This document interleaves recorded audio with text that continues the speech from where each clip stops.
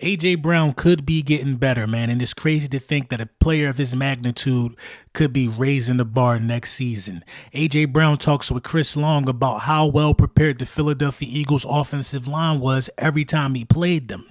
The Philadelphia Eagles have a pattern that they've shown with these visits in terms of, guys that they are interested in with the draft coming up in about 2.5 weeks. Have they shown their hand on who they'll be selecting with the 22nd pick, the 50th pick, and the 53rd pick? Let's find out. Bronson, is that you? Bronson, is that you? Yes, sir. Yes, sir. Yes, sir. Lil Brunson back at you with the back at you, and I am the best reporting on the Eagles. Let's get into it, man. So A.J. Brown is looking really, really good. Almost scary, man. I see A.J. Brown, in these workout clips he posted the other day, looking a bit more explosive, looking quicker, actually.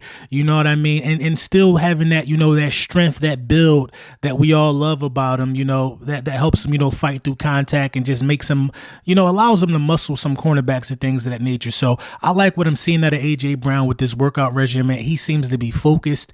And, if a guy like A.J. Brown could get better, that's scary for the Philadelphia Eagles, scary for the NFL. And, he's always in the gym. It seems like what he's saying is true. First in, last out the leave, putting in the work. So salute to A.J. Brown for, showing some of these young guys the way. He is the vet at 26 years old. I think he'll be this season. Crazy to believe. But, yeah, man, it's A.J. Brown, man, being the staple for what work ethic is for the Philadelphia Eagles inside that locker room.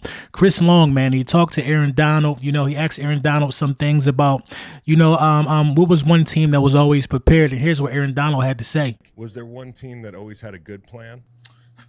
Philly. I hated playing against Philly. Kelce, his little fast always ran full. He would snap the ball and run over right now and I'm like, bro, you got some good guards. Let them work. You don't got to help them every time. I'm not letting you. We're not gonna let you ruin the game. And I'm like, God, every single play, every time I played the Eagles, bro, I really never really got no one-on-ones. I probably had like one or two during the game, and that would be it. If you don't win any one-on-one that time, then you're done. You're gonna get doubled and triple team for the rest of the game.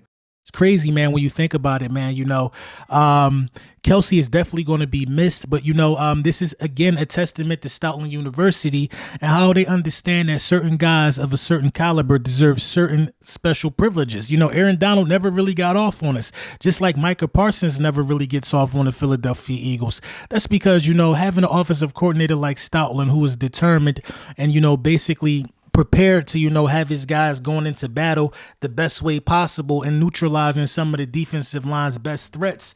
You know what I mean? It just holds well for the Philadelphia Eagles. And, I'm glad to see that we're prepared. It's good news for guys like Cam Jurgens, who's going to be starting. That left side of the line got extended, with Landon Dickerson. You know what I'm saying? Jordan Mailata. You got Lane Johnson still over there. So you got some big-time guys making some big bread over there. And, Stoutland and the Philadelphia Eagles trust those guys. So let's talk about it, man. Have the Philadelphia Eagles, in fact, tip their hand off about, positions at least of guys that they could be drafting. Let's look at some of the guys, all of the guys to date that got that the Philadelphia Eagles had in for a visit. Offensive tackle, Brandon Coleman, TCU. Offensive tackle, Travis Glover, Georgia State. Offensive tackle, Tyler Guyton, Oklahoma. Guard, Cooper Beebe, Kansas State. Guard, Christian Mahogany, Boston College. Guard, Zach Zinter, Michigan. You know what I mean? Off the break, that's 1, 2, 3, 4, 5 offensive linemen off the break. You know what I mean? Wide receiver, Brendan Rice, USC. Wide receiver, Anis Smith, Texas A&M. Defensive tackle, Christian Boyd, Northern Iowa. Edge, Lati Lua, UCLA. Edge, Marshawn Nealon, Western Michigan. Chop Robinson, Penn State. Edrin Cooper, Texas A&M. Linebacker Jalen Ford, Texas. Linebacker Trevin Wallace, Kentucky. Cornerback Cooper DeJean, Iowa. Love him. Cornerback Andrew Phillips, Kentucky. Cornerback the Camryn Richardson, Mississippi State. So it's a pattern here, man. You got a lot of offensive linemen, only 2 wide receivers, 1 defensive tackle, which is surprising to me.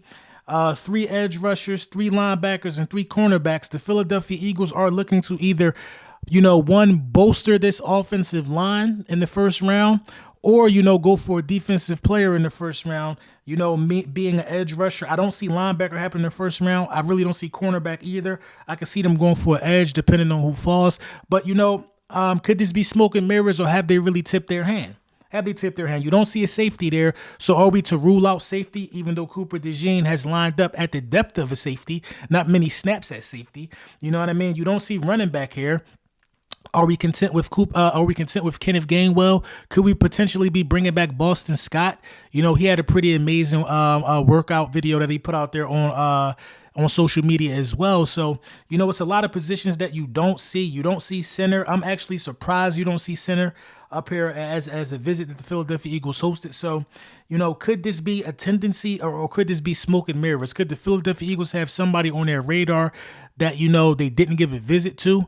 I don't know, man. I don't like to overthink about it, but, you know, it is what it is, man. These are the guys that we brought in for a visit so far. These are the tendencies. You know what I mean? We're heavy on edge, linebacker, guys that can drop back and play linebacker from the edge position, or just flat out, you know, linebackers.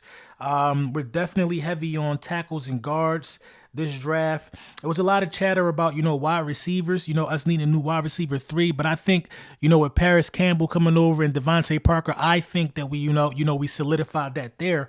So it's all up to what Howie Roseman is going to do and, you know, in this year's draft. But these are the tendencies. Have we shown our hand or have we not? Let me know what y'all think in the comments, man. Make sure you go to Big Print Champs, get all your merchandise needs too. Use code BULLY2.